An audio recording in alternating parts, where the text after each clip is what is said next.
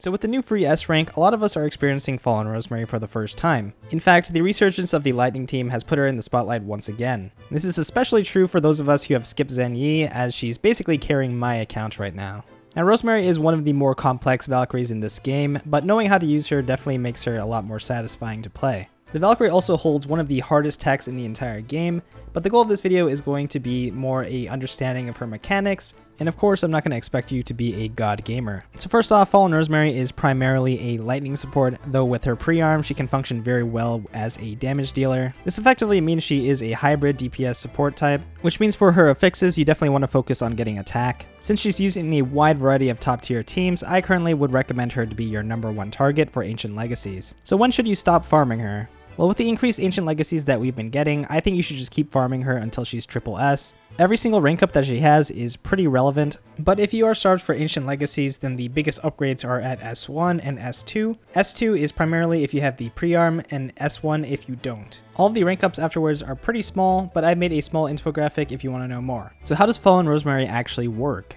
Well, let me introduce you to the rune system. So Rosemary has 3 runes and 3 animals associated with each rune. Each rune will give you a specific buff, and we'll talk about those right now.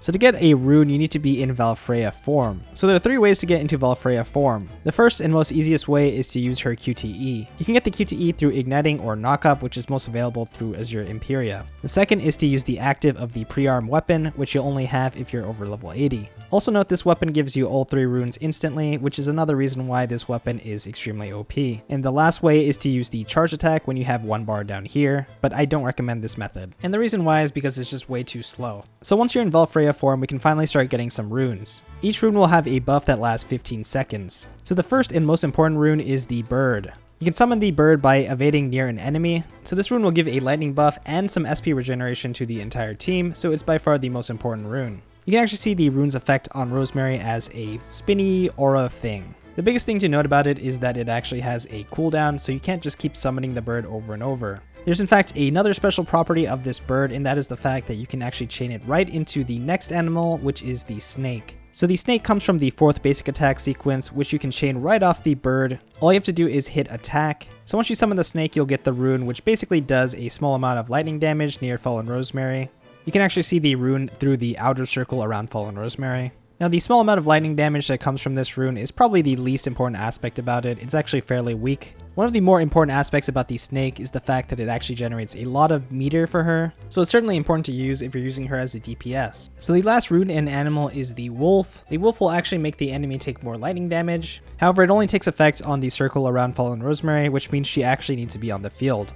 So because of this limitation, you actually don't have to worry about this rune when you're using her as a sub-DPS as opposed to a main DPS. Basically, the rune doesn't do anything when she's off the field. You can summon the wolf in 2 ways. One is the QTE, and the other way is the 3rd basic attack sequence, which is pretty inconvenient to do. So realistically, if you're using her in proper teams, you're only really going to get it from the QTE. Those are all 3 animals. You can very quickly get all 3 by doing a QTE, evading near the enemy, and then tapping attack. Alternatively, you can just use the weapon active of the pre-arm, which is much easier to do. Now that we got ourselves familiar with the runes, let's actually talk about where they're relevant. So on top of providing buffs, they actually play a role in Fallen Rosemary's other attacks. So first let's talk about the charged attack. The charged attack depends on your meter, and you can only use it when you have 1 or 2 bars. So while the charged attack does summon the wolf, it does not give you the wolf rune, and the attack itself does a lot of damage. Do note that the damage is the same between 1 and 2 bars. So the charged attack gives an elemental buff to the entire team, but when you have 2 full bars as well as being in Valfeyja Form, this will actually create a circle called the Stain of Trickery as well. So basically, once you have this Stain of Trickery, there's going to be a large circle where the enemy takes more lightning damage. It's classified as a debuff, so the same category as Blood Dance. Now the debuff here is actually dependent on how many runes that you have. So for each rune, it'll increase by 5%, and with all 3 runes, that'll be another 15% of the debuff. The Stain of Trickery can only be improved and replaced if you have the same amount of runes or better. If you have a fewer amount of runes, then you will not put down another Stain of Trickery. That is a visual bug. So if you do it this way, then once your first Stain of Trickery ends, you will have no debuff at all, despite there being a circle on the ground. This will actually happen more than you think because the runes themselves only last 15 seconds, while the Stain lasts 20. Keep in mind, if this happens, this can really screw over your damage and decrease it by a ton. Because of stuff like this is one of the best reasons as to why weapon cooldown reduction is used on her. Now let's talk about the next most important thing, which is the ultimate. Now the ultimate is only something I recommend using if you have the PRI-arm. The cast time of this ultimate takes a long time, and it's just not worth it without the time stop that the weapon provides. So how does this ultimate work? Well, the ultimate does a lot of damage, but it's completely dependent on how many runes that you have. Each rune will add another 500% of lightning damage, which is basically over 40% of the base damage that it does. Basically, if you want to do big damage, you need to have all 3 runes. Now there is one problem with the ultimate, and that is the fact that it actually consumes the runes that you have. Which means if you actually use the ultimate, you actually have 0 runes instantly.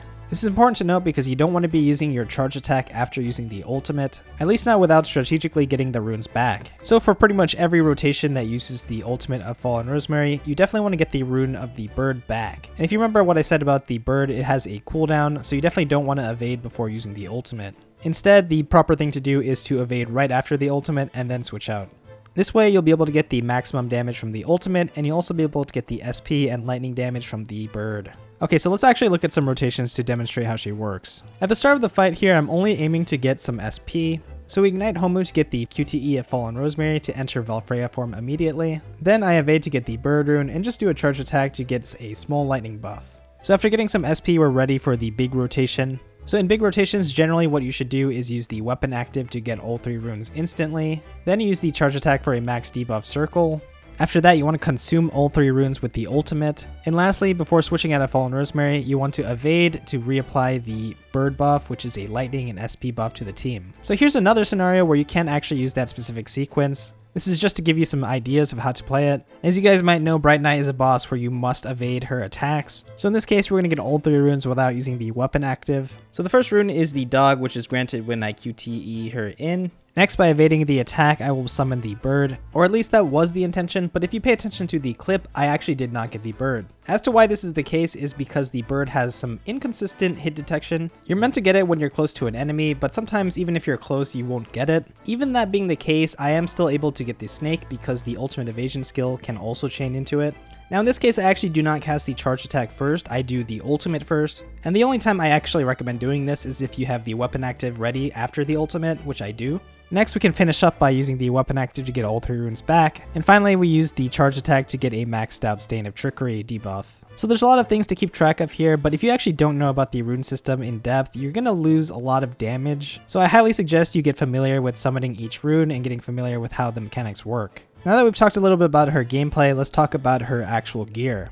Now it should be pretty obvious that her signature weapon is by far the best weapon. There's like pretty much no comparison here. This weapon basically gives access to the ultimate. Without it, you can't really use it. Also, being able to access Valfeyja Form immediately and summoning all 3 runes is extremely powerful. Otherwise, when we consider the budget teams, we're just going to use the Azure Storm because it gives attack speed. Because without the signature weapon, we don't care too much about the damage. In this case, we only really care about getting her moves out quicker. Now for her stigmata, it's a lot more flexible. Between Turgenev, Irene, and Zen Yi, I have seen all 3 being used at the top level. Personally, I pretty much always use Turgenev, so because of this, I generally do not recommend pulling for Irene Adler. It's just not that flexible compared to the other 2. But if you do have it already, it is a very good stigmata. In the case that you want to use her as a main DPS, the best stigmata is Zen Yi top and bottom, and the free-to-play alternative here is Monet plus Goemon. The last thing I'm going to talk about is Fallen Rosemary's magic tricks, and I'm basically referring to her animation cancels. They're very difficult to perform, so you should not feel bad if you can't do them. First, let's talk about the Midair charge cancel.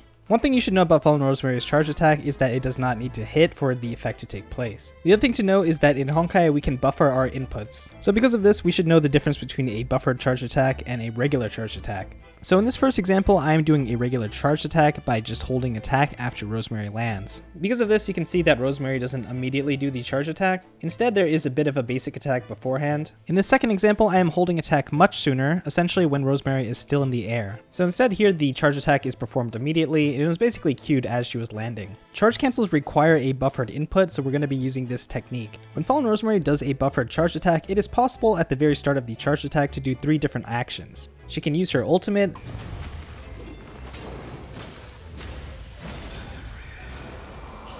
she can evade,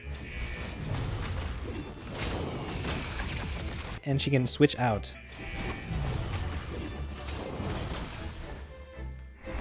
In all three of these cases, the charge attack will still take place and you'll still get the team-wide elemental buff as well as the Stain of Trickery.